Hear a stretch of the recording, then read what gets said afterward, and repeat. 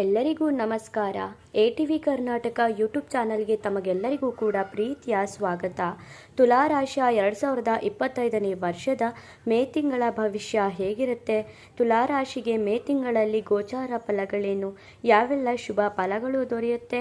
ಯಾವೆಲ್ಲ ಅಶುಭ ಫಲಗಳು ಬರಲಿದೆ? ಆ ಅಶುಭ ಫಲಗಳಿಗೆ ಪರಿಹಾರಗಳೇನು ಎಂಬುದರ ಬಗ್ಗೆ ಈ ವಿಡಿಯೋದಲ್ಲಿ ನಾನು ನಿಮಗೆ ಹೇಳ್ತೀನಿ. ಈ ವಿಡಿಯೋನ ಸ್ಕಿಪ್ ಮಾಡದೆ ಕೊನೆವರೆಗೂ ನೋಡಿ. ತುಲಾ ರಾಶಿಯವರಿಗೆ ಮೇ ತಿಂಗಳಲ್ಲಿ ಈ ವಿಚಿತ್ರ ಘಟನೆಗಳು ನಡೆಯುತ್ತೆ. ಹಾಗಾದರೆ ಆ ಘಟನೆಗಳೇನು ಎಂಬುದರ ಬಗ್ಗೆ ನೋಡೋಣ. ಅದಕ್ಕೂ ಮುನ್ನ ನೀವೇನಾದರೂ ಗುರು ರಾಘವೇಂದ್ರ ಸ್ವಾಮಿಯ ಭಕ್ತರಾಗಿದ್ದಲ್ಲಿ ಅಥವಾ ತುಲಾ ರಾಶಿಯವರಾಗಿದ್ದಲ್ಲಿ ಈ ವಿಡಿಯೋಗೆ ಈಗಲೇ ಒಂದು ಲೈಕ್ ಕೊಡಿ ಮತ್ತು ತಪ್ಪದೇ ನಮ್ಮ ATV ಕರ್ನಾಟಕ ಯೂಟ್ಯೂಬ್ ಚಾನಲನ್ನು ಸಬ್ಸ್ಕ್ರೈಬ್ ಮಾಡಿಕೊಳ್ಳಿ. ತುಲಾ ರಾಶಿಗೆ 2025ನೇ ವರ್ಷದ ಮೇ ತಿಂಗಳಲ್ಲಿ ಯಾವೆಲ್ಲ ಶುಭ ಫಲಗಳು ದೊರೆಯಲಿದೆ ಅಂತ ಮೊದಲಿಗೆ ನೋಡೋಣ. ಈ ರಾಶಿಯವರ ಅಧಿಪತಿ ಬಂದು ಕುಜಗ್ರಹ ಧನಾಧಿಪತಿ ಆಗಿರೋದ್ರಿಂದ ಯಾವುದೇ ರೀತಿಯಾದಂತಹ ತೊಂದರೆ ಅನ್ನೋದು ಈ ರಾಶಿಯವರಿಗೆ ಈ ತಿಂಗಳಲ್ಲಿ ಬರೋದಿಲ್ಲ. ಕುಜಗ್ರಹ ಈ ರಾಶಿಯವರಿಗೆ ಧನಾಧಿಪತಿ ಆಗಿರೋದ್ರಿಂದ ಹಣಕಾಸಿಗೆ ಯಾವುದೇ ರೀತಿಯಾದಂತಹ ಸಮಸ್ಯೆ ಅನ್ನೋದು ಈ ತಿಂಗಳಲ್ಲಿ ತುಲಾ ರಾಶಿಯವರಿಗೆ ಬರಲ್ಲ. ಹಾಗಾಗಿ ತುಲಾ ರಾಶಿಯವರು ಕುಜಗ್ರಹದ ಒಂದು ಲಾಭದಿಂದ ಧನಪ್ರಾಪ್ತಿ ಆಗೋದ್ರಿಂದ ಭೂಮಿ ವ್ಯವಹಾರಸ್ಥರಿಗೆ ಒಳಿತಾಗುತ್ತೆ. ನೀವೇನಾದರೂ ರಿಯಲ್ ಎಸ್ಟೇಟ್ ಕೆಲಸ ಮಾಡ್ತಿದ್ರೆ ತುಲಾ ರಾಶಿಯವರು ಅಥವಾ ಭೂಮಿ ಕೊಂಡು ಮಾರೋದು ಈ ರೀತಿಯಾಗಿ ಏನೇ ಒಂದು ರಿಯಲ್ ಎಸ್ಟೇಟ್ ಭೂಮಿಗೆ ಸಂಬಂಧಪಟ್ಟಂಥ ಕೆಲಸ ಮಾಡ್ತೀರಿ, ಖಂಡಿತವಾಗಿಯೂ ಕೂಡ ಇದರಲ್ಲಿ ನಿಮಗೆ ಒಳ್ಳೆಯದಾಗುತ್ತೆ. ನೀವು ತುಂಬ ವರ್ಷಗಳಿಂದ ಸೈಟ್ ತಗೋಬೇಕು ಅಂತ ಯೋಚನೆ ಮಾಡ್ತಿದ್ದೀರಾ, ಅದಕ್ಕೆ ಕಾಲ ಕೂಡ ಬಂದಿಲ್ವಾ? ಆದರೆ ತಲೆ ಕೆಡಿಸ್ಕೊಳ್ಳೋಕೆ ಹೋಗಬೇಡಿ. ನೀವು ಈ ತಿಂಗಳಲ್ಲಿ ಸ್ವಲ್ಪ ಪ್ರಯತ್ನ ಮಾಡಿದರೆ ಖಂಡಿತವಾಗಿಯೂ ಭೂಮಿ ಕೊಳ್ಳುವಂತಹ ಯೋಗ ಅನ್ನೋದು ಈ ರಾಶಿಯವರಿಗೆ ಒಲಿದು ಬರುತ್ತೆ. ಇನ್ನು ಮನೆ ಕಟ್ಟುವಂತಹ ಯೋಗ ಕೂಡ ಈ ರಾಶಿಯವರಿಗೆ ಈ ತಿಂಗಳಲ್ಲಿ ಇದೆ. ನೀವೇನಾದರೂ ಮನೇನ ಕಟ್ಟಬೇಕು ಅಂತ ಯೋಚನೆ ಮಾಡ್ತಿದ್ದೀರಾ? ಹಾಗಾದರೆ ಇದು ಪರ್ಫೆಕ್ಟ್ ಟೈಮ್. ಹಾಗಾಗಿ ನೀವು ಮನೆ ಕಟ್ಟಿ ಇದರಿಂದ ನಿಮಗೆ ಸಾಕಷ್ಟು ಲಾಭ ಮತ್ತು ನೆಮ್ಮದಿಯ ವಾತಾವರಣ ಇರುತ್ತೆ. ಇನ್ನು ನಿಮ್ಮ ಕುಟುಂಬದಲ್ಲಿ ಇದ್ದಂತಹ ಕಲಹಗಳು ದೂರವಾಗುತ್ತೆ. ನೆಮ್ಮದಿಯುತವಾದಂತಹ ವಾತಾವರಣ ನಿಮ್ಮಲ್ಲಿ ಮೂಡುತ್ತೆ. ಕುಟುಂಬದಲ್ಲಿ ಸಾಮರಸ್ಯ ಹೆಚ್ಚಾಗುತ್ತೆ ಅಂತ ಹೇಳಿದರೆ ತಪ್ಪಾಗಲ್ಲ. ನಿಮ್ಮ ಮನೆಯಲ್ಲಿ ಗಂಡ ಹೆಂಡತಿ ನಡುವೆನೇ ಆಗಿರಲಿ, ಅತ್ತೆ ಮತ್ತು ಸೊಸೆನೇ ಆಗಿರಲಿ, ಏನೇ ಒಂದು ಕುಟುಂಬದಲ್ಲಿ ಜಗಳಗಳು ಕಲಹಗಳು ಇದ್ದರೆ ಎಲ್ಲವೂ ಕೂಡ ನಿವಾರಣೆಯಾಗುತ್ತೆ. ನೆಮ್ಮದಿಯ ಬದುಕು ನಿಮ್ಮದಾಗುತ್ತೆ. ನೆಮ್ಮದಿಯುತವಾದಂತಹ ವಾತಾವರಣ ಅನ್ನೋದು ಈ ರಾಶಿಯವರಿಗೆ ಈ ಸಮಯದಲ್ಲಿ ಸಿಗುತ್ತೆ ಅಂತಾನೆ ಹೇಳ್ತೀನಿ. ಹಾಗೆ ಕುಟುಂಬದಲ್ಲಿ ಹೊಂದಾಣಿಕೆ ಅನ್ನೋದು ಶುರುವಾಗುತ್ತೆ. ಕುಟುಂಬದವರೆಲ್ಲ ಒಟ್ಟಾಗಿ ಎಲ್ಲಾದರೂ ಪ್ಲ್ಯಾನ್ ಮಾಡಿ ನೀವು ಓಡಾಟನ ನೀವು ಮಾಡಬಹುದಾಗಿದೆ. ಇನ್ನು ಬುಧ ಗ್ರಹದಿಂದ ಸಾಕಷ್ಟು ನೆಮ್ಮದಿ ಅನ್ನೋದು ಸಿಗುತ್ತೆ. ಬುಧ ಗ್ರಹ ಕೂಡ ನಿಮ್ಮ ಆಸ್ಥಾನದಲ್ಲಿ ನಿಮ್ಮ ರಾಶಿಯಲ್ಲಿ ಅದ್ಭುತವಾಗಿರೋದ್ರಿಂದ ನೀವು ನೆಮ್ಮದಿಯಾದ ಜೀವನ ಅನ್ನೋದನ್ನು ನೀವು ಪಡ್ಕೋಬಹುದಾಗಿದೆ. ಇನ್ನು ಎಲ್ಲ ಕೆಲಸದಲ್ಲೂ ಕೂಡ ಜಯ ನಿಮ್ಮದೇ ಆಗಿರುತ್ತೆ. ನೀವು ಏನೇ ಒಂದು ಕೆಲಸ ಮಾಡಿ ಖಂಡಿತವಾಗಿಯೂ ಕೂಡ ಅದರಲ್ಲಿ ನಿಮಗೆ ಸಾಕಷ್ಟು ಫಲಾನುಫಲಗಳು ಸಿಗುತ್ತೆ. ನೀವು ಸಣ್ಣ ಪುಟ್ಟ ಕೆಲಸಗಳನ್ನ ಮಾಡಿ ಏನಾದರೂ ಒಂದು ದೊಡ್ಡ ಹುದ್ದೆನ ಪಡ್ಕೋಬೇಕು ಅಂದರೂ ಕೂಡ ಆಗುತ್ತೆ. ಹಾಗೆಯೇ ಹೆಚ್ಚಿನದಾಗಿ ಹಣನ ನಾನು ಸಂಪಾದನೆ ಮಾಡಬೇಕು ಅಂತ ಅಂದ್ಕೊಂಡ್ರೂ ಕೂಡ ಆಗುತ್ತೆ. ಒಟ್ಟಾರೆಯಾಗಿ ಏನಾದರೂ ನೀವು ಬಿಸ್ನೆಸ್ನ ಸ್ಟಾರ್ಟ್ ಮಾಡಬೇಕು ಅಂತ ಅಂದ್ಕೊಂಡಿದ್ರೆ ಈ ಸಮಯದಲ್ಲಿ ಸ್ಟಾರ್ಟ್ ಮಾಡಿ, ಖಂಡಿತವಾಗಿಯೂ ಕೂಡ ಒಳ್ಳೆಯದಾಗುತ್ತೆ. ಇನ್ನು ಶನಿ ಗ್ರಹದಿಂದ ಸಾಕಷ್ಟು ಒಳ್ಳೆಯ ಫಲ ಅನ್ನೋದನ್ನು ನೀವು ಪಡ್ಕೋಬಹುದು. ಶನಿ ಭಗವಾನರು ಕೂಡ ಈ ರಾಶಿಯವರಿಗೆ ಒಳ್ಳೆಯ ಆಸ್ಥಾನದಲ್ಲಿರೋದ್ರಿಂದ, ಒಳ್ಳೆಯ ರಾಶಿ ಫಲದಲ್ಲಿ ಕೂತಿರೋದ್ರಿಂದ ಈ ರಾಶಿಯವರು ಶನಿ ಬಲದಿಂದ ಕೂಡ ಸಾಕಷ್ಟು ಒಳಿತನ್ನು ಪಡ್ಕೋಬಹುದು. ಶನಿ ಭಗವಾನರು ನಮ್ಮ ಜೊತೆ ಇದ್ದರೆ ನಾವು ಪ್ರಪಂಚದಲ್ಲಿ ಏನು ಬೇಕಾದರೂ ಸಾಧಿಸ್ಬೋದಂತೆ. ಅಂತಹ ಶನಿ ಭಗವಂತನೇ ಈಗ ತುಲಾ ರಾಶಿಗೆ ಇರೋದ್ರಿಂದ ಒಳ್ಳೆಯ ಫಲ ಅನ್ನೋದನ್ನು ಇವರು ಪಡ್ಕೋಬಹುದು. ಇನ್ನು ಮುಂದಿನ ಒಂದು ವರ್ಷ ಗುರುವಿನ ಆಸ್ಥಾನ ಕೂಡ ಚೆನ್ನಾಗಿದೆ. ಗುರುಬಲ ಕೂಡ ಈ ರಾಶಿಯವರಿಗಿದೆ. ಸಾಕಷ್ಟು ಸಕ್ಸಸ್ ಅನ್ನೋದನ್ನು ಕೂಡ ನೀವು ಈ ಸಮಯದಲ್ಲಿ ಪಡ್ಕೊಳ್ತೀರಾ. ನಿಮಗೆ ಗುರುಬಲ ಇರೋ ಕಾರಣ ಖಂಡಿತವಾಗಿಯೂ ಕೂಡ ನಿಮ್ಮ ಜೀವನ ಉತ್ತಮ ರೀತಿಯಲ್ಲೇ ಸಾಗುತ್ತೆ. ಇನ್ನು ವಿದ್ಯಾರ್ಥಿಗಳೇನಾದರೂ ವಿದ್ಯಾಭ್ಯಾಸದಲ್ಲಿ ತುಂಬ ತೊಂದರೆಗಳನ್ನ ಅನುಭವಿಸ್ತಿದ್ರೆ ತಲೆ ಕೆಡಿಸ್ಕೊಳ್ಬೇಡಿ.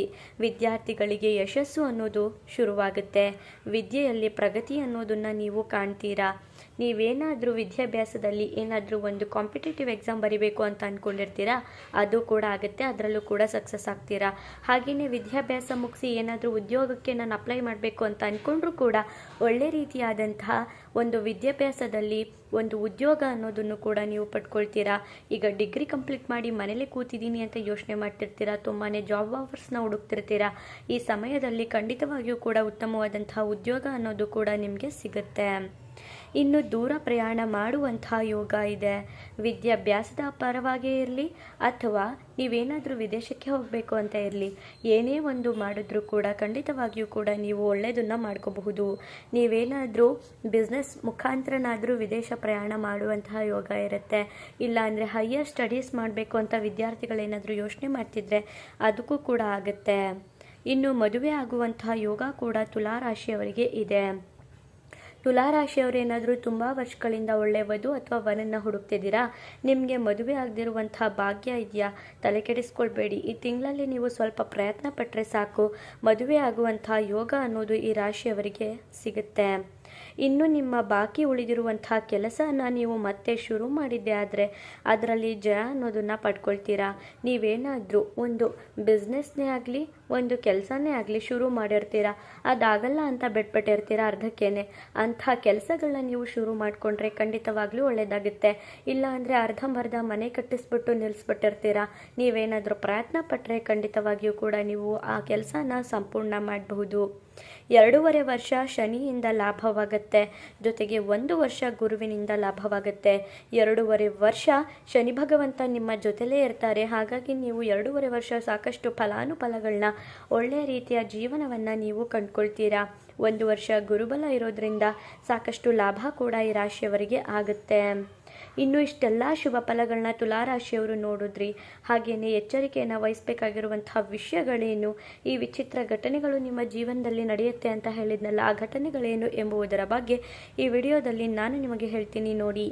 ಸೂರ್ಯಗ್ರಹದ ಬದಲಾವಣೆಯಿಂದ ಉದ್ಯೋಗದಲ್ಲಿ ಸ್ವಲ್ಪ ತೊಂದರೆಗಳು ಬರಬಹುದು.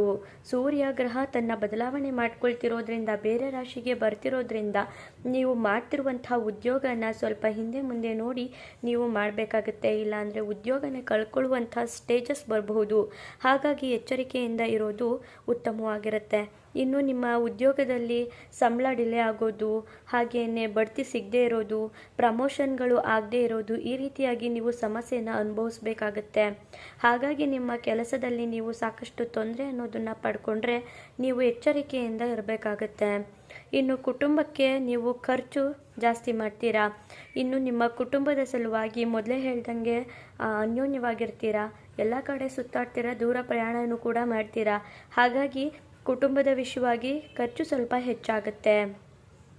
ಇನ್ನು ಶುಕ್ರ ಗ್ರಹದಿಂದ ಸ್ವಲ್ಪ ಮನೆಯಲ್ಲಿ ತೊಂದರೆಗಳಾಗಬಹುದು. ಇನ್ನು ನಿಮ್ಮ ಮನೆಯಲ್ಲಿ ಸ್ವಲ್ಪ ಕಲಹಗಳು ಬರಬಹುದು. ನೀವು ಎಷ್ಟು ತಾಳ್ಮೆಯಿಂದ ಇರ್ತೀರೋ ಅಷ್ಟು ಒಳ್ಳೆಯದಾಗುತ್ತೆ. ಮನೆಯ ಕಲಹವನ್ನು ಅಲ್ಲಿಗೆ ಬಿಟ್ಬಿಡೋದು ಉತ್ತಮವಾಗಿರುತ್ತೆ. ಕುಟುಂಬದಲ್ಲಿ ನೆಮ್ಮದಿ ಕೂಡ ಇರುತ್ತೆ. ಸ್ವಲ್ಪ ಮಟ್ಟಿನ ತೊಂದರೆ ಇರೋದ್ರಿಂದ ನೀವು ಆ ತೊಂದರೆಗಳನ್ನ ಜಾಸ್ತಿ ತಲೆಗೆ ಹೋಗಬಾರ್ದು, ಅದನ್ನು ಅಲ್ಲಿಗೆ ಬಿಟ್ಬಿಡಬೇಕಾಗತ್ತೆ. ಇನ್ನು ಪರಿಹಾರಗಳನ್ನ ಏನೇನು ಮಾಡ್ಕೋಬೇಕು ಅಂತ ನೋಡೋದಾದರೆ ದುರ್ಗಾದೇವಿಯ ಮಂತ್ರನ ಪಠಿಸಬೇಕಾಗತ್ತೆ, ರಾಹುವಿನ ಶಾಂತಿ ಮಾಡಿಸ್ಬೇಕಾಗತ್ತೆ. ನೀವು ಇಷ್ಟನ್ನು ಮಾಡ್ಕೊಂಡ್ರಿ ಅಂದರೆ ಖಂಡಿತವಾಗಿಯೂ ನಿಮಗಿರುವಂತಹ ಶುಭ ಫಲಗಳು ಕಡಿಮೆ ಆಗುತ್ತೆ, ಶುಭ ಫಲಗಳು ಹೆಚ್ಚಾಗುತ್ತೆ. ನೋಡಿದ್ರಲ್ಲ ತುಲಾರಾಶಿಯವರಿಗೆ ಯಾವೆಲ್ಲ ಫಲಾನುಫಲಗಳು ಇದೆ ಅಂತ. ನಿಮ್ಮದು ಕೂಡ ತುಲಾರಾಶಿ ಆಗಿದ್ದರೆ ತಪ್ಪದೇ ಈಗಲೇ ಓಂ ಗುರು ರಾಘವೇಂದ್ರ ಸ್ವಾಮಿ ನಮಃ ಅಂತ ಕಮೆಂಟ್ ಮಾಡಿ. ಮುಂದಿನ ಹೊಸ ಹೊಸ ವಿಡಿಯೋಗಳ ಜೊತೆ ಸಿಗ್ತೀನಿ. ಅಲ್ಲಿವರೆಗೂ ನೋಡ್ತಾ ಇರಿ ನಮ್ಮ ಚಾನಲ್. ಧನ್ಯವಾದಗಳು.